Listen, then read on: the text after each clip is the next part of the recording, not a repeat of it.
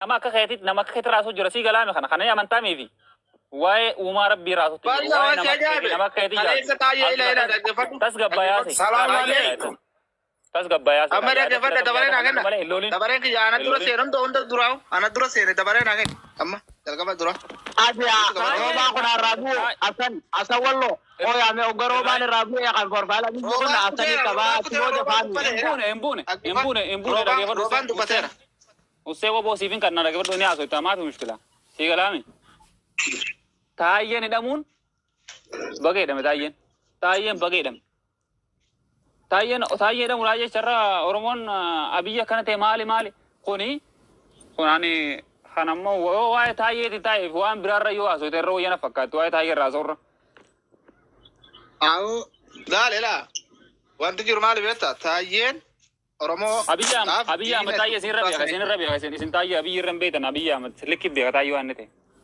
yelingale apa muti kabadu abiya ban gadira kai shaneti abiya njine muti kabadu tay tabaren kiya kalesa gafa tayyen gad behe hayyota oromo tikesu oromo tana tikesu wana dadda barrudan livi banate wana dadda la falafu tayyen kenya gota tane walelle tibaftane jecha haramo dinalle taw gafanni gadigara gafannas ga asdiye sido ngoro jatu jirra jo oromo dumajira araribu kabanje wan branje ne gafanni jo akamita araribu kabaja oromo halumtu otuma wangari jira nama fetuda nama bukusuda kabenya nama gubuda malif gade be otuma satle gantuda kharab je tarif wamrati fi miti sigale tayyen kale gota sinite ara mal guru gantu sinite dale tayyen wam otuma ne tutiru dinan le tahu dina oromo le midu wam otuma ne tijiru gade be satle tayyen abiji sinirabi khamali bi khacha trisiti wa motuma kono tijuru badi motuma kabu aka motuma sirinjire nama du'a jiru aka motuma na jesa jiru isa singa dibatane afam bandane sirra shane da jesa tasan gadi be saatle sarif gantu taye chutaye sigale ya saka esatu dini da abatan firri da abatan jiru jan akasuma tayen kale dina tausi harawa motuma na tijiru ifa ba sai jira sirri dan gadi be taye motuma ka ba motuma ka sanar yamne malik de bewa sandu batare hadi jammo ni no kan tara ke tajrami gadu gua tara ma duba aman dubatu jira ka saati gutun dubata jira situ pakat bade ka meka no dubadde gadu gua tara ke usen ha se rakongo karafu tayen bingara dem targe nani umane roba ko mun kabu hinga finne amara finne dia gadi bedu wajir tu mecu angor jiro gua kana jukan mbita metan malite maltu bita taje karab wari kalesa aba muti kawado halal wara bil tigna de garwajir amma boda ila dage fadda wara bil tigna de garwajir amma boda arraf sufi tikesu yode wale walin marianna wali gafi wal gafana enjuru kara jala mura aku daga amma ke bata ga matara jannati mu je ma amma ga bata mu dira ilma sarotat ye ilma sarotat wa na misin jo murata ya dana ma sun dan desan kijiba male uga anjala ta tusin sigale abba nalas be ko batale kan nura ga bus amma ento de nama serantu benura ga bus Lagi Oromo jechuun egaa biyya amaddu fe kabaja argatanii beektan kabajumaa gartee mi egaa biyyi naangoo kabajee Oromoon kabaja argate duraan namni Oromoo beekuu hin jiru yaaboo. Elaan kun amma tortoraa jechuudha tortoraa kun amma billahi minash shaitanir rajim a'udhu billahi minash shaitanir rajim abo to ko ka ma subara manni mal ta ko nasa ish ya kami kana hajin duka na me marra ko jaza marra ko basamu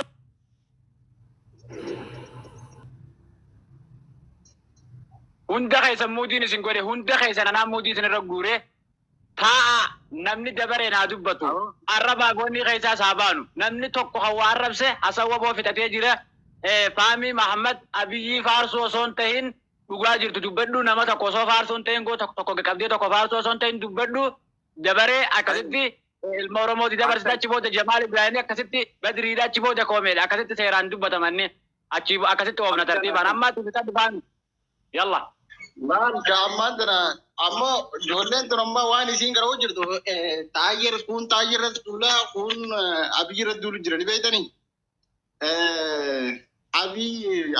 Abiyyiin hidhuu likki godhe bagaidhe. Ammoo warri abaawotis maarreedha wanni minaamin jaamiiti ilaalan marakkarakkani. Oromoon jechuun eegaa abiyyiin dhufe kabajaa harkatte jechuudha. Kabajaa harkatte biyya namaa keessatti Oromoon eegaa biyya mataangoo qabate kabajaa harkatte jechuudha. Ni beektaa? Akkasi. Kunni lolaa kun maarreedha. خلاص تمرتي فامي يا دخي تمرتي برتا المورمو خلاص تمرتي دور يلا بيزي يا جساد بيزي خبجار करने जा आइए लोन आज कोटियो दो तक को फरू पिया बे और कशितियो को ना माजी दुब्बा डाला कर आज दुब्बा डाल उनजे दुआ ना आज मराठा रात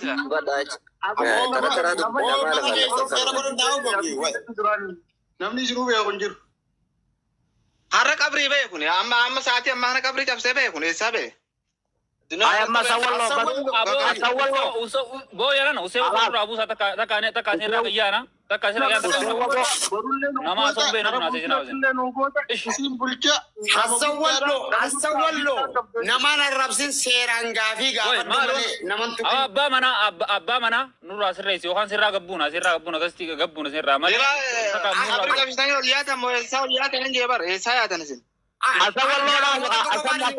Asawallo di pama wajjin abbaa mana rakaata qofa waan gaafadhaa isinirraa hin gabbu'a.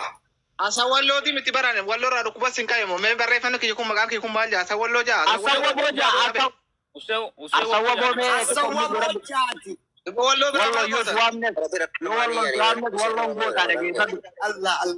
والله وبراو Mana waati kisoo qofa na dubbisime wanta kana waa gaafadhaa. garena kana ku wallo magala ulu garena kana ku wallo magala ulu akkana ulatu si barbaachisa. Warri shaneetis abiyyi ammoo dhaabbata. Aboo. هاي مي مودي في الرقاصة دي جمال إبراهيم مثلا رجوري ومني ترتيبا كبني تي مي ترتيب اسمه في الرقاصة لا يعني مكانك يلا وسوى بوتي كوبي فهربون برانه ضروري Akkaan jee mee obolee yakki assalamu alaikum. wallo magala ala tu si barbaachisa garena kana ku afa toora kana wallo njira bo ana wallo miti ya ke malta Aboo salaam أتمودي كبر خاجرانة بجد عليك أبدا ما مودي خلاص يلو ما تبى جرانة خلا ما جاي كده بارتي لما بارت خلاص إنهم ما كتر جان جابرن أتيكو صوبا خلاص يا مدابا أما دابا سنودي لمني جران الرجل جمال الناقنا تكذب بدين جبواجي جران سلاخ المورمو فرستي جرو يود برسيف ما جمالات بتوه كذا ترتيب عروفنا تبود المورموتي تبود كذا بدري دار ترتيب عروفنا أردت دي سنتي من مرة لما خلاص تيمبو ده وتاو بات سنين كبر جاتا بوتو مكان Eeyye. Abbaan carraa naa kenne. المورمو شراكة دي دبرس في جرتا جمال إبراهيم سيف دبر لما سيد دبرس نماسي يا مرمو هجوا أيا مرمو برنجرو تفو في جمال برنجروي Eewa. Salaamu alaikum jama. وعليكم السلام ورحمة الله وبركاته Meelaal ittiin goonu fuuta qabbanaanaa seenna. Rabbi qabbanaa nutti aanaku. Rabbi biyya teenya. Bilisummaa gaarii Rabbi nu haa kennu. Mirga gaarii Rabbi nu haa kennu. Abbaa biyyaa Rabbi nu haa godhu. آمين Akka laal ammaan tana walirra wal qabdan abiyyiidhaa fi wantaami. إيه ونجي نبادة تجي يا في مرة خنا خطبني دفني أني أو فيديو تني ونني لسنين جو جرو ومني أورمو وري بيجي بلجوس أورمو دا جتني خبصنا جروس أورمو دا أورمو ولينشاب سيدو جنة فيجمو جرا أما ماندورا تتي جنة ثاو جرا أما مو إلى الشقوا أجرو إسان مخيساو أكا غرتيرا كون جرتو أو فيديو دريستي ري جارة تكرين سبب كله هنجارة nama afaan Oromoo barate jaartee achi booda biibbiin viidiyoon wal ijaartee nama dhiigaan Oromootis fit dabaltee namni dhiigaan Oromoo illaa hanga gaafa durirraatti dabalamerraa hanga irratti rakkachaa keessa jira eebiifuu gabroomee jira wanni Oromoon biyya bulchu jirtu hin jirtu namni gartee dhiigaan Oromoo kan diina Oromoo biibbii yookaan viidiyoo jedhamu warri Kataayyee Taakkalaa Lammaa Magarsaa warri kun dhiigaan Oromoodha ni beeknas waan ta'eef garuu diina Oromooti ni beekna hundi isaaniitu garuu isaanummaan sunuu dhiigaan Oromoo ta'uu isaaniitii fi isaan keessa gabroomanii cunqurfamanii hadhaawee warri akka Taayyee kun birraa baqeeffatee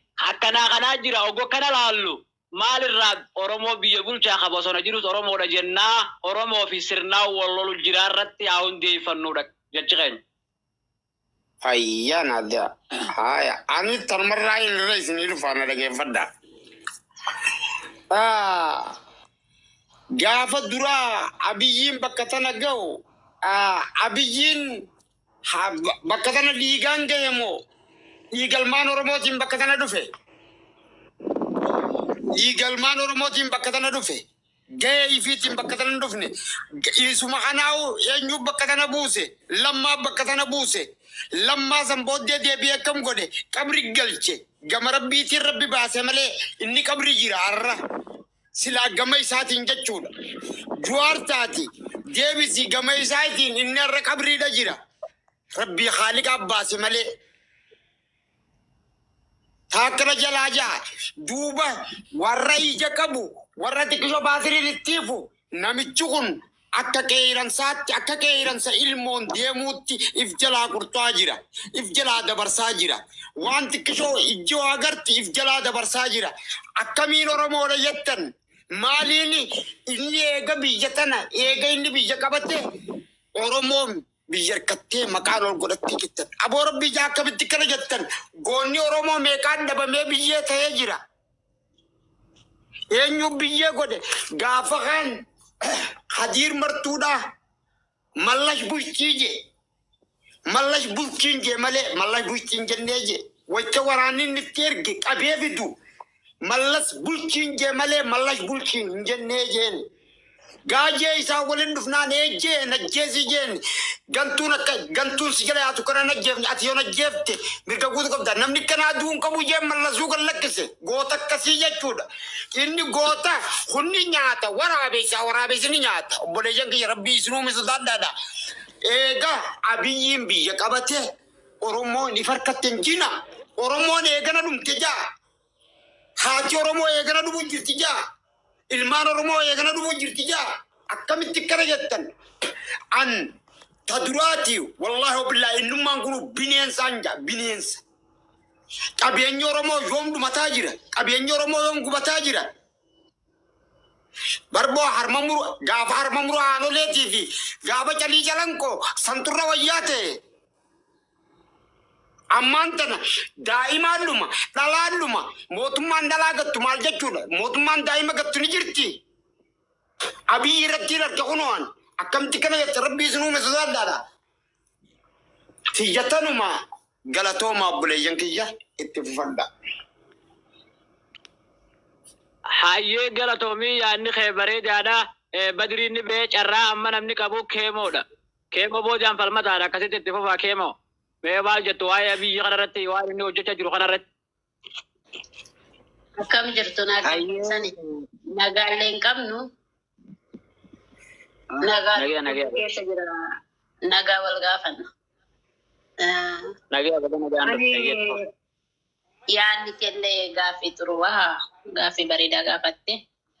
Mootummaan biyyi Oromoo biyya bushaa Oromoodha kan jette irratti anaaf iyyuu gaaffiidha.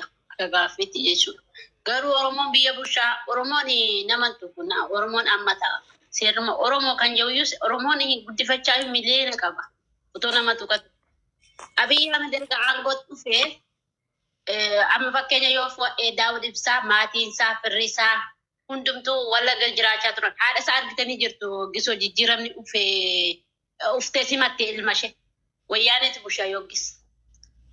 Amma garuu bara amma umurii keenya kanatti Oromoo biyya busha jennee ati mucaan kee tokko yoo waboo keessa jiraate ati haadha ilmoon kee mucaan harmarraallee naftu akka akka sareetti si karattafanii akka muujaa karattafanitti si karattafu waraanni mootummaa.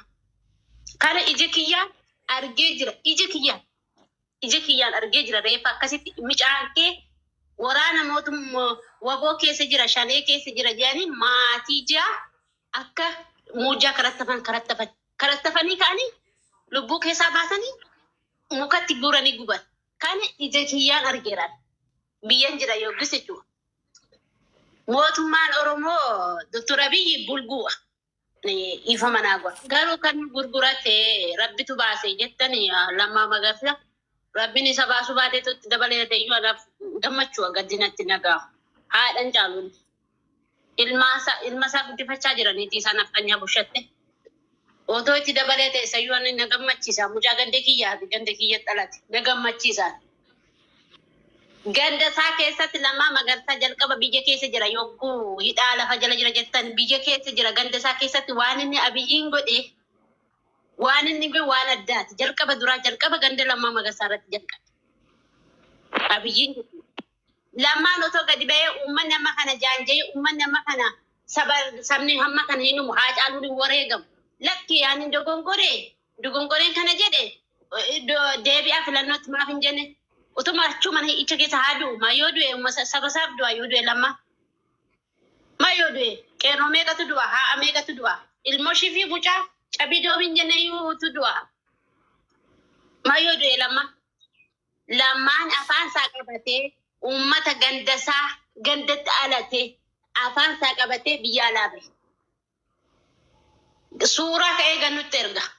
Namni tokko du'ee hin duune hin jenne akkatti gubamne akkatti ilmi kee akkasii akkas qabsaa akkasiiti siin jedhanii manaan baasanii isa kan karattafanii inni kan karaan karatti otoo waan tokko hin fudhatin biyyarraa godaane biyya Lammaa Magarsaan alate keessatti. Kan ija kiyya anillee achumatti dhala'e innillee achumatti dhalate. Kan jalqaba nu fichisiisee iyyuu Lammaadha tokko jedha. Mootummaan kun immoo mootummaallee miti bulguu nama nyaatuwa. Ani ibsuuf illee hin qabu argamaa jira hojiinsa waan hundumtuu argamaa jira. Rabbiin immoo humna qaba nurraa kaasu. Oromoon garuu tokko haa taanu. Oromoon tokko yoo taane rabbiin illee nu gargaare nurraa kaasa. Amma taayyeen birriitiin bitame minaamini jiru namoonni tokko. Waboon kisoo nama bitullee hin qabu. Qabsaa'onni waboo yoo nama bitaniyyuu hin qaban. Yoo sii ta'e yaanni keenya kana jedhanii itti himanii si fu'achiisu malee isaan birrii si kafalanii si bitanillee hin qabu. Taayyeen kan dubbachaa ture waggaa 2 lakkoofsisee jira. Caffee waltajjii irratti dubbachuu jalqabe taayyee yoo agartee ta'e. Maayikiroobii irratti qaban taayyeen dubbachuu jalqabe mormuu jalqabe. Achi booda taayyee maayikiroobii irratti qabanii taayyee sagantaa keessaa irratti oowwan. Malee taayyeen bitamee miti dhugaama jirtu dhugaa lafa jirtu dhugaa Oromoo irratti taa'aa jiru dubbate taayyeen. An taayyee jaallachuun miti. Lammaallee jaallachuun miti. Dr. Abiyyillee jaallachuun miti. Ani ija kiyyaa waan isaan irratti jiran nan beeka waan ta'eef. Kanaafiyyuu in dhugaama lafa jirtu dubbate. Waraana adda bilisummaa jecha taayyee irratti waraana adda bilisummaa ganda 2 keessa jira jalqaba dura. Inni amma kana kutaa 11 qabatee eessa jira Dr. Abiyyi? Eessa jira?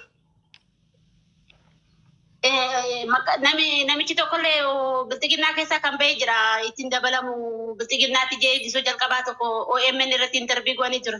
Manatti na waame maa buna kee hin dhunne yoo aggeeffate ta'e OMN irra buna kee maaf hin dhunne maaliif dhufte waan dhufte beektaa jennaan Oromoo akka haaduuti sikkiitiin kukkutee akkam fixu beektaa jedheetu natti aadatee jedhe. Sibbi mootummaan Abiyyi Ahmed kukkutaa jira. Guddifachaa malee Oromoollee miti ani Oromummaa isaa reefuu hin barbaadu abbaa biddeenaa isaatu dubbate. Duraanii Abiyyoo ture ani immoo Abiyyiin jedhe. Lammaan maqaan isaa akkuma beeknutti biyya keessatti jechuudha. Akkuma nu biratti waamamu Lammaa mana barumsaatti illee jijjiiranni bakka tokkotti illee jijjiiran. Lammaa Magarsaa jedhamee waamamu Wallaggatti Lammaa. Maaliif Abiyyootirraa Abiyyiitti jijjiirameen? Maaliif? Kunis sammuu kiyya keessa deemti. Inni asaa rabbiin haa dubbatu malee waan dubbannu qabnu rabbiin immoo nurraa kaasu. Ani yaada kiyya xumuradheera. Galatoome ayyee dabareen falmataa isaa dubbadhu carraan keeti. Ayyee yooyaa akkam jirtu ilmaan Oromoo. Assalaamu alaikum. Waalaikum salaam wa rahmatullahi wa barakatuh. Galatooma warra utuu akka baala mukaatti harca'u abiyyiin Oromoodha jedhee dubbatu sila biyya ormaatti illee kabaja argate oo ilmaan Oromoo kan jedhee dubbatu suni baay'ee na dhiba. Reef du'aa ka'aa ta'ee fi biyyuma duniyaa jiraatee kaleessa kana reef waa dhagaa ta'ee hin barre har'a ilmaan Oromoo Oromiyaa keessatti wareegama kaffalamuu hin qabne wareegama gurguddaa kaffalaa jira ilmaan Oromoo jechuudha. Ilmaan Oromoo dhiisii horii Oromootu wareegama kaffalaa jira. Jaamaadha ta'ee fi qalbiitti reef deebi'a ta'e illee hin beekne. Jaameef rabbi qalbii isa habanu kan immoo deebitanii abiyyii kana deebitanii har'a kuleessa siyyitanii jajjanu of qusadhaa. Nuti ilmaan Oromoo qulqulluun gudeeda qulqulluurraa dhalattani. Woo ta'e Oromoo wajjiniin qabsaa, Oromoo wajjiniin ijaaramaa, tokkummaa keessan jabeessaa. Nuti kaleessas dhumaatii dhumaa turre har'a dhumaatii dhumaa irra. Har'a abiyyiin biyya bulchaa jira. Biyya ormaatti kabajaa namaaf kennaa jira. Jettanii warri dubbattan kuni baay'ina dhiba, baay'ina garramaa wanti kun jechuudha. Kanaaf wanti isin haasa'uu qabdanu beekaa tokko gaafa dhaggeeffattan beekaa taatanii argamtu. Wallaalaa tokko gaafa dhaggeeffattan immoo akkuma wallaalaa sana taatanii wallaalaa taatanii burjaajoftu jechuudha. Kanaaf taayee waa'ee taayee wanti isin dubbattan immoo taayeen kaleessa girrisa nuun jedhaa ture. Har'a Oromoo wajjin qabsaa jedhee achi addeebi'e. Waan kaleessa jedhames namni tokko namni lubbuun jiru seenaas hin hojjeta, seenaas hin xureessa. Hin jajinaayis, hin arrabsinaayis. Namni tokko gaafa nutti deebi'e hin fudhanna. Gaafa nutti hin deebine immoo hin lolla. Kanaaf nama tokko utuu lubbuun jiru hin jajinaayis, hin arrabsinaayis. Kaleessa waa meeqa nuun jedhama. Waa meeqa namni kaleessa waan gaarii dalagaa ture har'a waan badaa dalagaa jira. Kanaaf hin jajinaayis. Hin qabbaneessinaayis, hin uwwisinaayis. Yeroo waan tokko argitani kaayyoo irra jirtan irraa kaayyoo biraa jijjiirtanii guyyaa lama sadii nuti ilmaan Oromoo kun rakkoo nu qabnu gaafa woboo deeggarra woboo jala dhaabbanna woboon nu fakkaata wobootu saba keenya bilisa baasa jennee jala dhaabbannu hirree tokkoof miila tokko woboo jala bira dhaabbachuu qabna. Gaafa jarra ajandaa uumee ajandaa facaasee hacha dhufu ajandaa sanatti deebina waa'ee keenya dhiibnee waa'ee namaatti achi garagarra. Kun barbaachisaallee miti. Namni hin narca'ee dhufe haa dhufu. Nuti kaayyoo keenya ganamaa kaayyoo keenya irratti ejjennoodhaan dhaabbachuu qabna. Nuti kaayyoo jarri diriirse siyaasa jarri olii gadi mooqee dhufu teenya miidiyaa kanarratti mooqna nuti. Mooqa jarri mooqee fide teenya nuti immoo guyyaa 3 torbee tokko kenninee fi irraa haasofne. Waa'ee taayyees dhiisa, waa'ee nama dhuunfaa tokko waa'ee akkasii Jawaar kana hojjete, Taayyeen kana hojjete. Bor nama biyyaa hangaasaa dhufa nuti waa'ee hangaasaa dubbanna. Nuti kaayyoo keenya jennee kaayyoo ilmaan Oromoo haa ta'u abbaan Oromoo waan tokko quba hin qabne wareegamaa jiru dhiibneetiyyuu waan tokko waan nun galchinetti dhannee gallee irraa dubbanna. Maaliif of hin barre? Maaliif kaayyoo keenya tokkoon goone? Kaayyoon keenya gaafa tokko ta'u bilisummaa hawwinullee hin arganna. Ilmaan Oromoo qulqulluun saba kanaaf qabsoof illee mirga argatti kabajaa argatti wareegama isaa kabajaa argate. Hamma nu tokko hin ta'initti immoo nu tadhas wareegamaadha, boris wareegamaadha. Kanaaf ilmaan keenya nuuf jecha wareegama gurguddaa kaffalaa jiran kabajaa agarsiisuuf haadha keenya, abbaa keenya, biyya keenya kabajaa agarsiisuudhaaf nuti miila tokkoon dhaabbachuu qabna, kaayyoo tokkoon dhaabbachuu qabna, waan irratti hojjennu irratti xiyyeeffachuu qabna. Nuti namni dhuunfaa tokko kaayyoo isaa diriirfatee dhufa. Nuti sanumarraa teenyee dubbanna. Siyaasa waa'ee isaa dubbanna. Nuti nama rakkatee waa'ee siyaasaa bare. Malee akka jara chaayinaa dhannee bitannee biyya keenyatti barannee dooftirannati miti. Nuti rakkina haati keenya wareegamtu, abbaan keenya wareegamu, horiin keenya wareegamtu siyaasa jarri bocee fidu nu barsiise. Kanaaf kanarraa yeroo hundarraa hin dubbatinaa. Nam tokko gaafa nu geessan dantaa dhabaa waan akkasii faana hin fiigina. Nuti kaayyoo irratti ejjennoo jajjabee kaleessa irratti wareegamaa ture. Goonni keenya duraanii irratti wareegamaa ture. Har'allee wareegamaa jiru. Ejjennoon qabannee yoo jenne bilisummaa argannee wareegamaa keenyaaf illee kabajaa kenninee kan jiruuf immoo gammachuu biyya ofii irratti